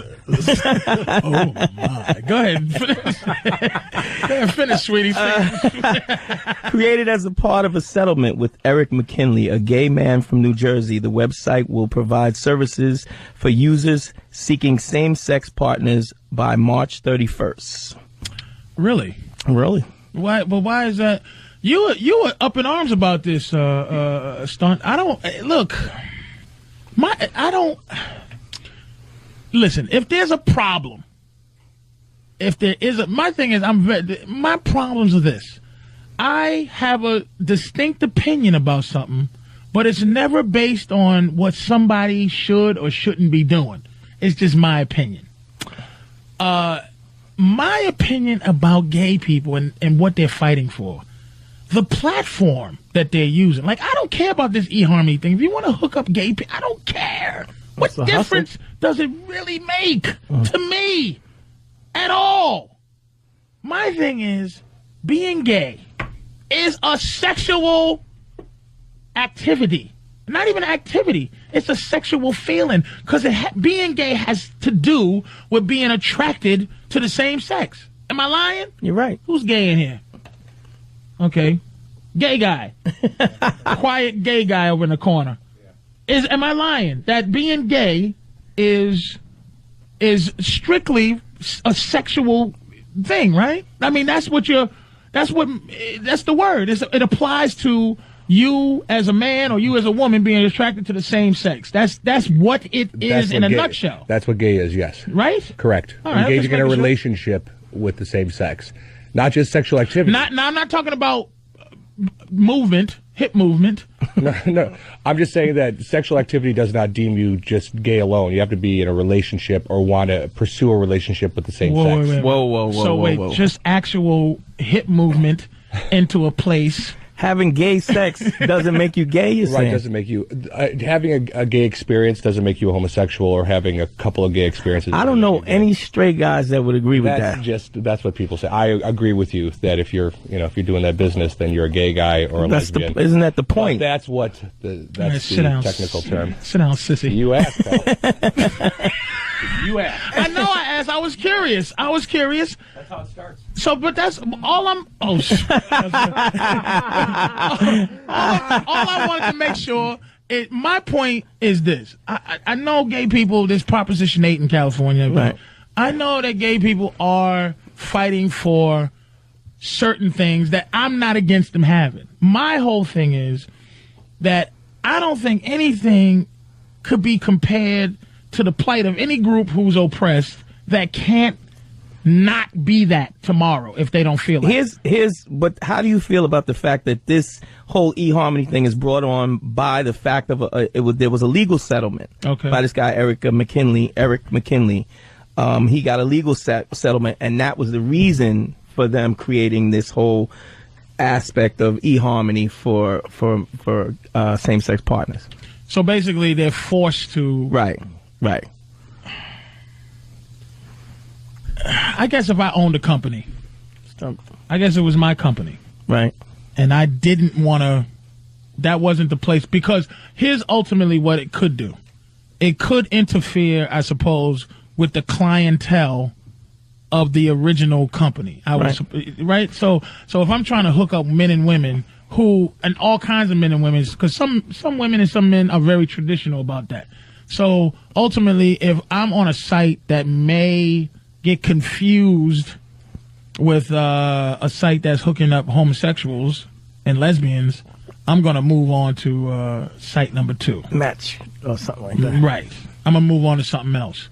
So ultimately, I don't. If I had a company, I don't want you to force me to hook up gay dudes. Because quite frankly, gay dudes, there's enough places to hook up. Like dumpsters. Could you not bathrooms. Fight for everything? Trust me, fighting for everything is not going to get you what you need to have. You need to pick a platform. And the platform will be this. The health insurance thing, the being able to decide your loved one's situation in the hospital, to decide money issues, if you have joint accounts, to decide will, property, things like that. But stop forcing gay on everybody. Because nobody's forcing heterosexuality on anybody. Stop forcing me to think being gay is fantastic. Can I not be into that? You gotta. You're right. I don't think they should be forcing it, but I think when I was looking at some of the stuff in the news yesterday, and that's a lot of the protests and stuff that they're doing because of Prop 8, they are becoming violent. Like they're going after people. Like, I've never seen gay people as scary as the ones in whatever area that was. What is it? Sugarloaf Farms? What's the area in San Francisco? The Tenderloin? No, it's like a street. It's not the Tenderloin. The Tenderloin is like prostitution stuff. It's like an area like you would call the Village. It's the Village of out there. But boy, I do not want to have those gay dudes angry with me. Yeah. You understand? Hold up. Wait a minute. What am I saying there? More on Prop 8 and the plight of the gays. But first, some primetime gossip from Sam. We're back, and primetime gossip is exploding with breaking Opie and Anthony news. O&A show hosts, Opie and Anthony, have abandoned ship. They've decided to take an early vacation and leave everyone's favorite token black friend, Patrice O'Neal, with the reins of the show. I almost think it's a setup I don't trust it. However, what started off as a happy-go-lucky experiment has quickly become a hostile takeover. Upon sitting down in the studio, Patrice immediately became drunk with power, threatening the staff of the O&A show. I like to thank sickly little Anthony and love Opie for letting me do this and abuse his staff. I might have to actually whip these guys into shape. Within 10 minutes, Patrice started restaffing and saying goodbye to many of the show regulars, claiming that there were too many white faces around him. I'm going to fire Stunt Brain soon. I'm going to be a Puerto Rican. E-Rock's out of here. I'm already playing in my cabinet. Patrice's reign of power is seemingly unstoppable. However, if there is any good news to come of this, at least Patrice is breaking some of those ugly black stereotypes. There's going to be strippers and pit bull fighting in this place before you know it. How has Patrice managed to pirate the Opie and Anthony show? Will O&A get it back? And who will survive? Stay tuned as PTG keeps you informed on one of the most dangerous situations in radio history. Hi, Opie here, Anthony there. Patrice O'Neal doing our show. The very wordy Patrice O'Neal doing our show today. I want to see how they're going to fit commercials into all this babble.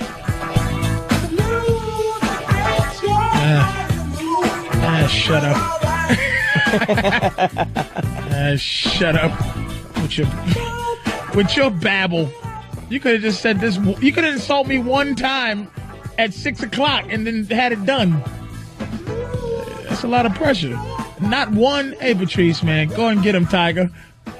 That's the support. That's the support black people get. Who cares? I'm always ready for the pressure. I walk down the street. That's why gay parades sicken me, because I'm a black guy parade every day. Every day I leave the house. I should be twirling something in my hand, because I have a parade whether I want to or not. Your mother's... You know what I mean? Do you understand what I'm saying? You feel me, Stunt Brain? You feel me? Stunt Brain, do you feel me? I feel you. God, it's hard to... It's very hard to keep it real. It's hard to keep it real when you got police officers as friends, man. Dante. Yeah. Today he got pulled over and Officer Tomsley and Coyne let me go. First time I ever got let go by white cops ever in my black truck. No, there's no way. I swear to God. Because you're easy. Nah, I got a black truck with rims and. So we actually have to thank the New York City Police. Yes, absolutely. Actually, we have to thank them, and we have to thank Opie and Anthony, because ultimately, I think you started by saying, I'm doing radio with Patrice O'Neal. Yeah. And then they went to put the cuffs on you. And then I said, on the Opie and Anthony show. But we're going and they go, okay, go ahead. Okay. Godspeed. Godspeed, you're one of young the good Negro. ones. One of the Cosbys. And they gave you a pat on your head and a slight fist bump. Go get him, Negro. Fist Not bump. even a fist bump. On the chin. Go get him, buddy, yo, kind of tap. God, it's hard to keep it real when you got a mortgage. It is hard to keep it real when your credit score's in the 7s. It's really hard to keep it real when you're upset because the water pressure on your refrigerator water spout has lessened. So you have to call a white repairman. Your crushed ice maker won't work. It's my crushed ice maker. It's not because I have a party. I have a party for Thanksgiving that Opie's not invited to once again. Gotta announce his uninvitedness. You're not invited. And not because I don't want you there, just because you're probably doing something. I think he'll probably be on his honeymoon on Thanksgiving. Yeah. Oops. Sorry, I keep forgetting. I don't know what this. He's such a spy. I don't know what to say about him. Covert. I don't even know what color he says he is. I think Opie's Asian. Anyway, it's tough to keep it real. I want to keep it real.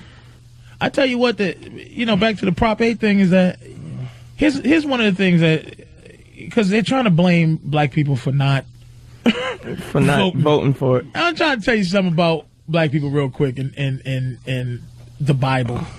We're horrified of Jesus. for some reason, we are horrified of what we think the Bible stands for. If you get a real, true, religious black person, they're scared to deal with the black Jesus thing. Yeah. Or even, like, here's how fair I am. I don't even say Jesus is black. Jesus at least had a deep looks tan. like Saddam Hussein. Is that dangerous to say? Could be. That's not dangerous to say. At least. If you got an old Southern aunt, that's at least Jesus at least looks like Amajilladadadai. Amajilladadadai. At least. If not black, if not crispy black, but all the stuff happened over there where everybody looks like it's a lot of sun. Blam. Yeah. You understand? Yeah. So I'm just saying, I'm so fair that I'm not even going to be like, oh, Jesus was a black man. But Jesus, he didn't look like the lead guitarist for Queen. He didn't look like a wet-head white boy. He did not look like he was crawling around during Woodstock with a lighter in his hand. Mud. I'm going to tell you, he don't look like that dude. He didn't look like that dude. No. And this is what I guess what I'm saying, gay people, is that the reason black people didn't vote much on that is because as a people we're pretty horrified. But one thing black people don't do, two things never did growing up, and I didn't do this until I started getting into comedy and meeting white people. One, we don't joke about God. Right. Now, one thing hanging out with white guys did a little bit, you open your mind up to travel, opens your mind up to religion a lot. And I'm not an atheist by any means. Sort of. I'm too afraid to be an atheist. But I believe in something. You don't want to take it to the hell lotto. So and I'm gonna tell you what I believe in. Bets. I'm gonna tell you what God is to me. God is the unexplainable beginning. It's the beginning. It's like, okay, what's before the before, the before, and the before? That's God. Like, I can't explain where, like, the Big Bang Theory had a something before the Big Bang Theory. All of that. That's why I believe in God. I just believe in there's something got to be higher power. Got to be. So one thing we don't do is we don't play around with God too much. And another thing we don't do, we don't play gay. Yeah. I didn't play gay till I met white boys.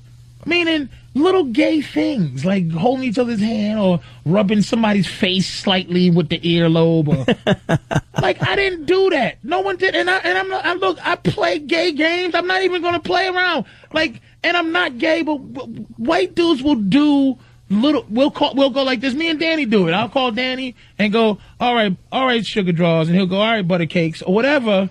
Black people don't do that. So gay is still a very uncomfortable issue in the black community. That's why you're not getting that much cooperation. That's why you're not getting a lot of cooperation from black folks on it. And another reason is if it's the platform that what was that, the Aristocrat that had something that said gay is the new black? The Advocate. The Advocate. Yeah. Gay is the new. Let me see. Where is it at? Gay is the new black. It's on that screen over there. Gay is in big giant white block letters. Gay is the new black, and it says the last great civil rights struggle. Racism the is over. last one. Yeah. Racism is over. So after we deal with the fact you're going to be able to wear pink socks, that's it. If I was black people, I'd be upset because that means that it's over for us, right? But if I was anybody else, I'd be upset.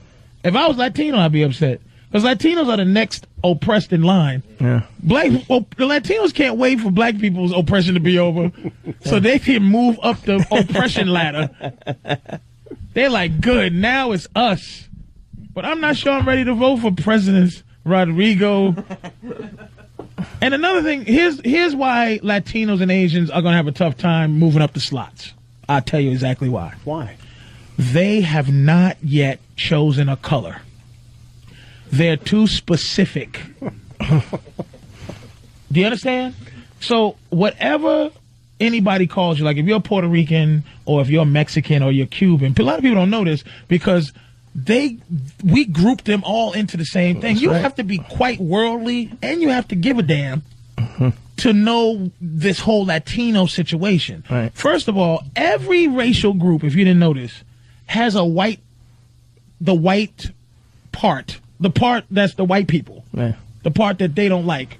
Like Asians is Japanese. They don't like the average all the other Asians don't like Japanese people because they're like the high oppressor. Yeah. Kind of. Really? Yes. Yeah. Ask it. Call it Chinese person Japanese and see what you get. Any karate flick with Bruce Lee. It's always there's Chinese dogs, and they don't. And the samurai are oppressing the Chinese people. Yeah. Kicking their sign in the air. You didn't know that, did you, white guys? You're floating above the planet Earth. Stunt brain with that. Never heard interesting, that. Negroes. And let me tell you what Stunt Brain did. Stunt Brain's gonna go and buy 12 books on the subject. He will never not know less than a black dude about nothing. Stunt Brain is gonna read 10 books tomorrow about samurais. Not sure, Negroes, but I will see.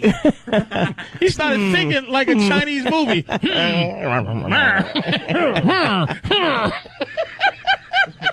And here's the thing about Hispanics. I'm telling you, all other races, if you want to be the next oppressed as soon as we're over, as soon as we get upgraded to at least sharing the earth with white people, sharing power, because I'm very ready to be racist.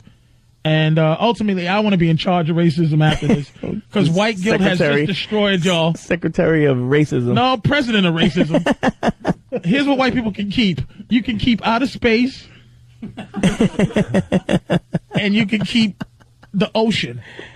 You can keep anywhere where I ain't going. You can keep anywhere. You can keep mountain climbing. You can keep zoos. Like catching things that don't need to be caught. You can do that. And then you can also keep crab fishing. What about parapsychology? Wait a minute. Then for some reason, I have to turn on the TV every day and see what a tough job it is to catch crabs. I don't want to feel guilty when I buy my trout, to be quite honest with you. I don't want to know that some guy fell in the ocean and died for my whiting or my tuna. Crab legs. Really? Deadliest catch. Deadliest catch. I'm an orphan. I'm orphaned because my dad died. Dipping crab legs in butter. That's a crab fest at Red Lobster. You know People what? are dying. I'm going to do the cross across my chest. Every time I dip a crab leg in butter. The Mexican Oh Dios Míos cross every time. I order endless ribs and bread basket with a side of king crab legs. Who asked you to do that? Okay, ice trucker. Y'all can keep ice trucking. Here's what white people can keep. I'm in charge of racism. Are we sharing? You're just giving us stuff? I'm letting you have stuff that you already have. So if we're upgrading, that means we have to div it up. So basically, white people could keep the Discovery Channel. White people can keep A&E, the Discovery Channel. You can keep biographies. What we get, we absolutely get racism. We get to keep, because we're going to be good at it. When black people are upgraded to no more oppressed, and don't let me lose this point because I'm going to let other races know how to move up to the ladder. Quite frankly, Latinos are absolutely next in line. I know gays want to be next. So it's like the deli, and everybody's got a number, and the Latinos have number 2, and they're next. White people have been doing what they do really at the deli, standing there thinking way too long and holding us up. Let me taste this. Let me get a sample. Not caring who's behind them. Let me sample the honey glazed turkey. And now your number's been called, finally? I don't know. Oh, my goodness. How much is the coleslaw? How is that a Everybody's pound? in the back, and they're not paying attention. White people never pay attention to black people's...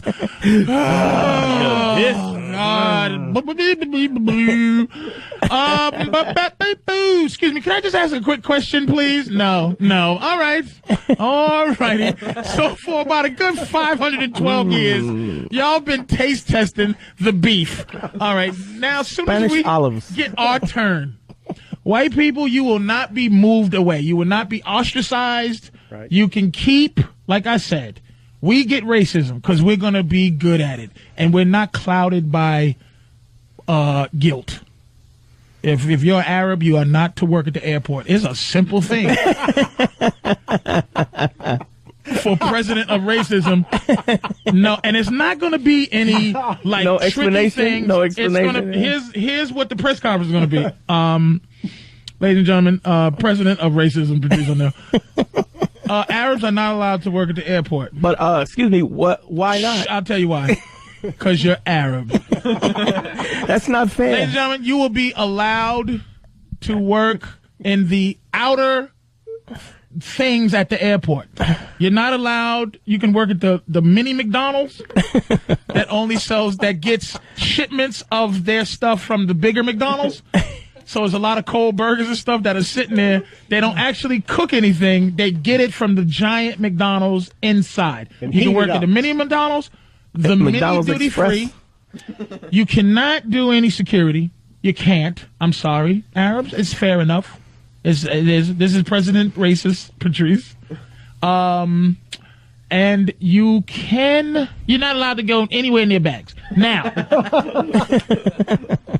especially, you're not allowed to decide whether my ID is good or not. But we won't even go there. Now, white people, here's our thing. What would you like?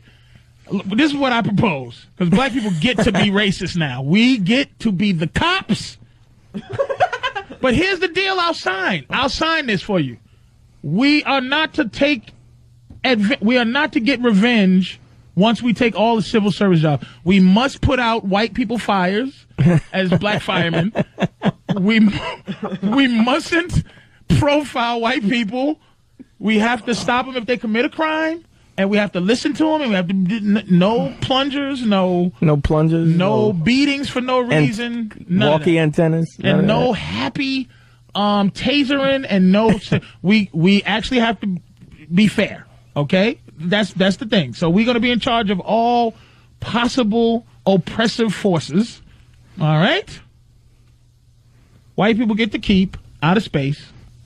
You get to keep piloting. You can keep flying planes because I do not trust anybody but an old white man flying my plane. You can keep anything that has to do with the ocean. Ocean biography, biology, giant squid, anything. All that. How's that as a deal? Fair enough. Now, go ahead. Can we keep the CEOs? Can we? What? Well, can Sam? What's that? Didn't you pick a color? I'm sorry. You said you'd shoot me otherwise. Wait a minute. Isn't that pen still standing up in your hair? All right. Well, then can white people keep CEO? Yeah. Nah. You gotta divvy that up. That's the ivory white tower. Yeah. Yes, because black people need to learn how to actually sneakily destroy the earth. So yes, white people can stay there because we still got to understand Wall Street and all that stuff. Once we're done with that, you got to go. We get VPs though, right? But it's not hostile. You'll get a package. You'll get some type of settlement. You get a golden parachute. You'll get some type of reparations for having to leave. You get a trip to space, which we now own exclusively. Is what wait a minute. Hold on. Ken the Asian is on the phone. I'm sorry, Ken? Yeah, what's up, man? How are you? I'm sorry. I made a mistake. You said you disagree with me as far as what? As far as Asians and Latinos not having a group, dude, I got to tell you, I look like a big-ass, scary Puerto Rican that's just tattooed out. I look like I'll steal your hubcaps and rape your pretty little white wife. Really? And I'm the nicest guy in the world. But let me tell you, you want to talk about getting lumped in with everybody else? Carlos Mencia said, if you are not white in America, you are a nigger. And he is not lying. I get profiled. Wait, sorry, wait a minute. You can't say it anymore. Man, I'm sorry. That's okay. Go ahead. You can't. He said if you're not white, you're an N-word in this country. That's what my man Ken said. But no, what I'm saying, Ken, I didn't say that Asians. Here's the problem with. Thanks for the call too. Here's the problem that I have with the other oppressed groups who are trying to move up the ladder. Okay, gays are out, and I'm gonna tell you why. You're not the next up the ladder because you can decide not to be that. I don't care if you're born that way. If you can go. I'm not gay. There's no one that can go, no matter how they feel. I'm not what I am. Asians can't go, I'm not Asian. Blacks can't go, I'm not black. Puerto Ricans can't go, I'm not Puerto Rican. Maybe Puerto Ricans. Puerto Ricans. There are some Latinos that can do that. Pass but at some point you're going to hear that long man at the end of something. But your problem is why you're not moving up the oppression ladder. You have to pick one thing to be. You have to take a color. You have to take a thing. I don't know what you have to do, but you can't be separate. Because here's what I learned about Puerto Ricans. All the other Puerto Ricans hate them. Yeah. Mexicans, Cubans. Commonwealth. They can't stand Puerto Ricans because they don't have to swim here. And they're citizens. They're citizens automatically, and they make sure the other ones know it. Yeah. Look at your wet fingers. You see Mexicans and Puerto Ricans. You see the war they have in boxing. You see how hard they fight each other in boxing. It's a patriotic thing. It's the fight of the century when the top Mexican and the top Puerto Rican fight. And you know who wins? The Mexicans have won that all the time. You know why? Puerto Ricans are getting soft because they are here. They reap and the they're benefits. accepted, and they don't have to fight to be here. Just like black people getting soft. Yeah. We used to be the baddest. Oh, we were bad in the ring. Yeah. At some point, I heard Jews could fight. Yeah. When they were any good fighter comes up out of a great ghetto. I don't know. I couldn't believe that, but there were some Jews who could beef at some point. Yeah. Black people used to be able to. We ran boxing. Yeah. Now we shooting.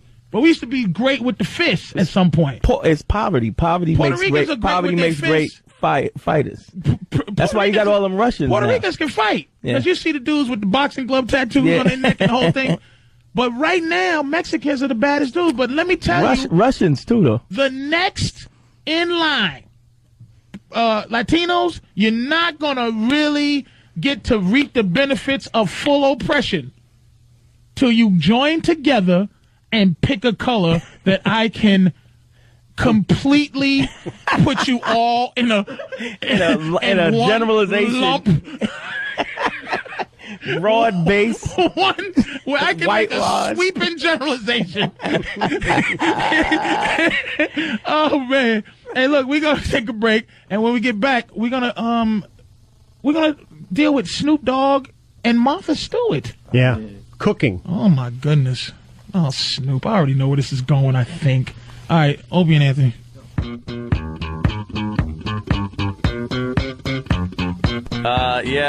If you're listening to the show and you don't hear Opie and Anthony, it's because we're not here. But Patrice O'Neal is. Yeah. So listen to him. Let me give you a little synopsis of the show. Bitches suck. Whitey sucks. Whitey sucks. Patrice rules. Repeat.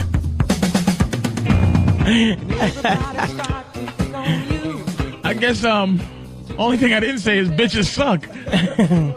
Whiteys do suck.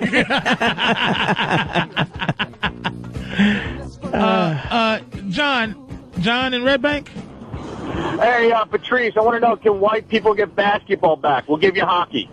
See, I looked at, wait a minute, I looked at what you, and this is very fair, but you got to understand, you had it all then.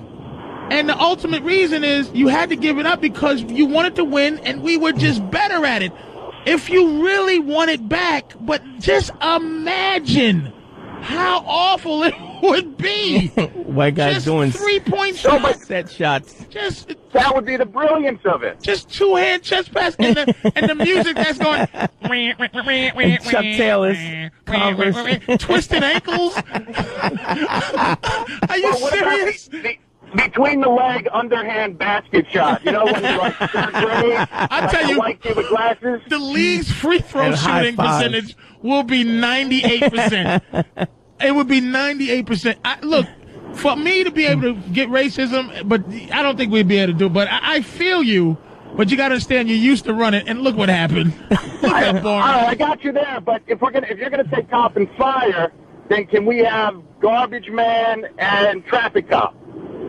Yeah. Yeah, absolutely. You'll try it up? Yeah. All right, because I don't know that you'll do cop and fire better.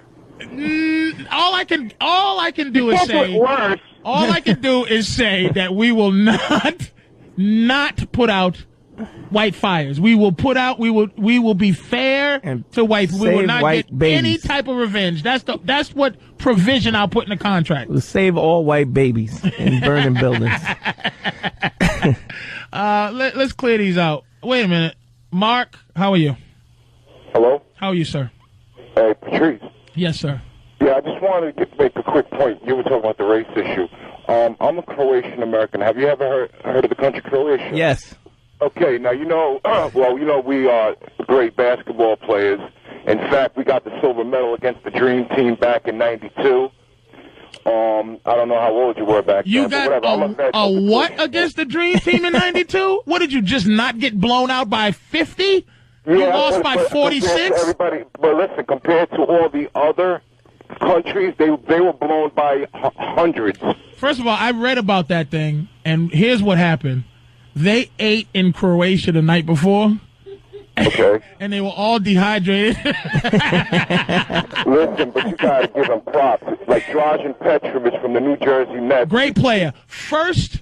Matter of fact, first great foreign player in the NBA. It was supposed to be Sabonis, but it was Petrovic. Absolutely. And he died, by the way. Dražen Petrovic from the Nets. Matter of fact, I know he died with the airplane ticket in his pocket. He decided to take a drive to visit his relatives in Germany, and he died on the Autobahn. Yeah, Dražen Petrovic. If you don't know that dude, he was bad. He was a bad dude. He actually came to our church, where we hold church by the Lincoln Tunnel, is our main church, and he actually donated 2 truckloads of containers. Let me ask you a question. Mark. Let me ask you, how far in line do you think Croatians are before you're actually the top oppressed? For the what? How long do you think it's going to take for the country to care about the plight of the Croatians? America? Yeah. Oh, they absolutely. Well, I'm sorry, Mark. No one cares about Croatians. You got a long way to go before we care. 98 in the belly counter. I do know Dražen Petrovic was great. Hey, listen, we got this thing. This is interesting, man. And talking about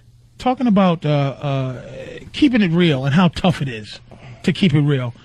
Snoop Dogg, right, Sam? Yeah. Evidently, Snoop Dogg cooked with Martha Stewart. Now, I don't know what happened, but the idea that either black people are coming up or white people coming down, or where it's a pimp interaction. Maybe a little both. I don't know what's going on, but explain it there, Sammy. Well, yeah, I guess he was a guest on her cooking show. She was making some mashed potatoes. Really, Casey Kasem? Yeah. Go ahead. It's not an insult. I'm on the radio. Coming up at okay, 1996. And he started teaching her like slang and teaching the audience slang that he uses. Yeah. And this is the second Snoop Dogg teaching white people thing incident, if I'm not mistaken. Yeah, he's done it before. But he's done it with Larry King. Yeah, that's right. And I'm not prepared to call him any names, only because I know it's very difficult to stay street. Yeah. The guy has a reality show and all kind of stuff. So what happened? Well, I mean, the first clip we have is Martha just introducing Snoop before he gets a chance to teach her what's what. Just introducing him. Yeah. Okay. Like, you know how she introduces a regular guest? This is how she introduced Snoop. I don't know how Martha Stewart introduces nothing. You could assume, though. Right. She goes, if she's bringing on, Susan McGillicuddy, who knows how to sew leaves to bacon. Her leafy bacon surprise. Coming to we call her Queen of Leafy Bacon, Susan McGillicuddy, in the cloud. Okay. All right, go ahead. I have to say he's off the chisel for shizzle. And today he's in the hizzle, representing gangsters everywhere. Please welcome Snoop Dizzle. Let me tell you something about for shizzle. It's the way of what's Will Smith's thing that he destroyed? Getting jiggy with it. Get jiggy.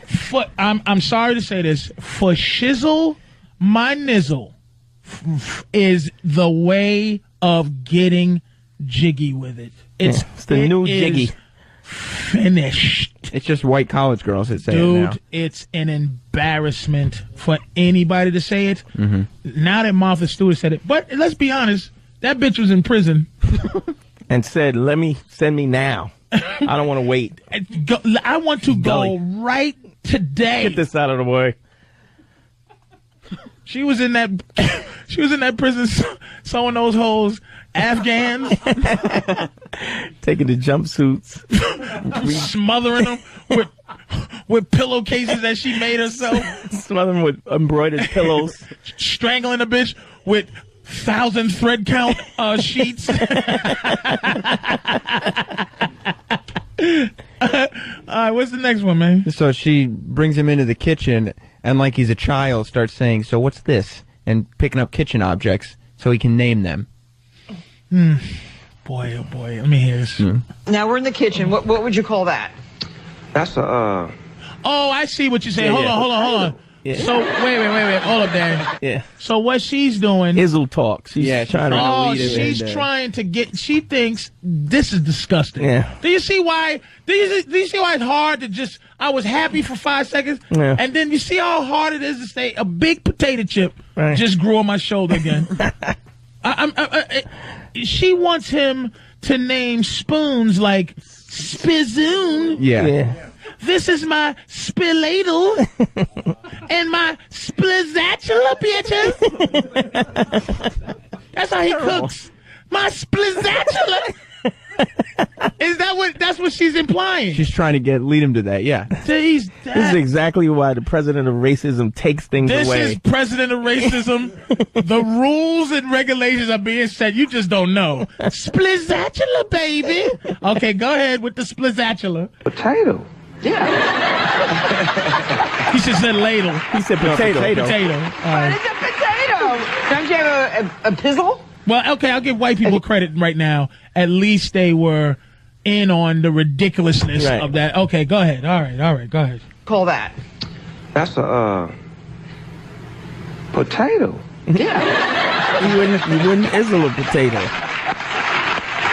What is a potato? Don't you have a Because you can't even make a shizzle out of potato. Potizzle. Potizzle.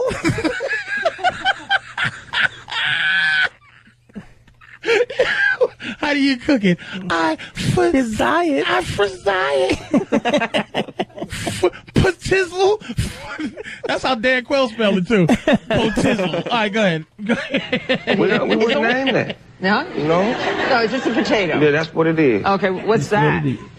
That's a shank. We're getting But he had closer to. here. Okay. Okay, go Shank. Let me see. What's that? That's a pot. So anything This is like embarrassing on a high level, but I don't know how to really. She's a millionaire, and this is where she's reduced to. But poor Snoop, and this is the thing. This is why you know he's not street anymore. Yeah, he ain't no hood. This is what I mean about, like, why don't guys at that level just say, here's what you're attaining to be. You're attaining to be a guy that used to be in the street, and now you understand life. And he understands that he's saying potato, but at the same time he does throw in shank, and he's throwing in all the little ghetto stuff because that's what she really needs out of him. That's why he's there. Is snizoops kazooking skazool with Mazatha Stazuit and the spazzatula, baby. Lizadle, where's that Kazan open? That Kazan open zizana. Oh, that's my. These what I call them Obama steaks. Cause it'll fry you and then June 20th they'll be ready, baby. And my what else is it? This is I don't even want to do this no more because it's sad. You want to? We'll move on to the next track. Go ahead. He, since he wasn't delivering on that, they actually had he wasn't doing what he was doing. Right, they had him prepare the top 5 vocabulary words you need to know for no reason in particular. Out of nowhere. Just things you need to know. And so he takes a list out of his pocket, and these are Snoop Dogg's top 5 vocabulary words that he's teaching these people. Give us 5 vocabulary words that we must have to get through life these days. The first word is definitely, you may have heard it before. Let me give you the exact meaning of it. It's called for shizzle. Now, for shizzle means, in your words, you might say, hey, for sure. But now you could say for shizzle. Okay. Okay, now, when you want to get something popping, and if you don't know what popping is, I'll explain that to you the next time I come to the show. You say, what's crack-a-lackin'? What's crack-a-lackin'? What's crack-a-lackin'? Say it with me. What's crack-a-lackin'? What's crack-a-lackin'? It's all good. Nobody says that. Nobody uses that anymore. It's crack-a-lackin'. And on this farm we had a hoe. Like, it's just... what did you give me? No, I told you do it. You do it. You do it. Do you want me to really do this? No, we'll do it when we're done. No, you do that. You do that. I want you to... Well, all right, I better do it. All right, forget Snoop because we got done with him. Yeah, I can't believe we'll pick up the rest of this tomorrow. Is that if I'll be here tomorrow? Who the hell knows? Anyway, we like to think. Oh, let me drink water before I say this. We like to thank Cleveland, our affiliate in Cleveland, for staying with us today. Some people bailed out on us. Who in Boston? Boston didn't play this. They couldn't hear the lovely because I know there would have been a lot of calls from Boston about the plight of the white man. I was up there doing Comics Come Home. 7,000 white people. Am I supposed to feel comfortable? Jesus Christ. And, of course, Sirius XM and, of course, K-Rock in New York for staying with the show because I guess it was everybody's decision on whether to actually carry the show today. So anybody who carried the show, I appreciate that. I don't know what you carried. You just boop, other than the N-word during the show. But thank you for staying. And what do you think, Dante and everybody for being here? And you know what? I wanted to say something else. O&A for allowing this to actually happen, I suppose. Dante, you got a plug? Yeah, I'm at Eastfield Comedy this weekend, Friday and Saturday. Where's Eastfield Comedy Club at? On 4th Street and 2nd Ave. 4th Street and 2nd Ave? What's the number? 85. 85, whatever. What's the number, though? The phone number. Hurry up, Wayne. Gay guys are slow. Except for when they're marching. What is it? Come on. 212-260-2445. And I like to thank Studbrain for not overproducing. I like to thank Danny for staying here for his vacation.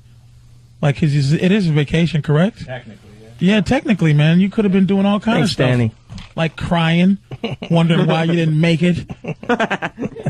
Why you're mediocre and you have no excuse for being how you are. I like to thank E-Rock for being in love. I keep bumping into him and his girl at Target in Jersey City.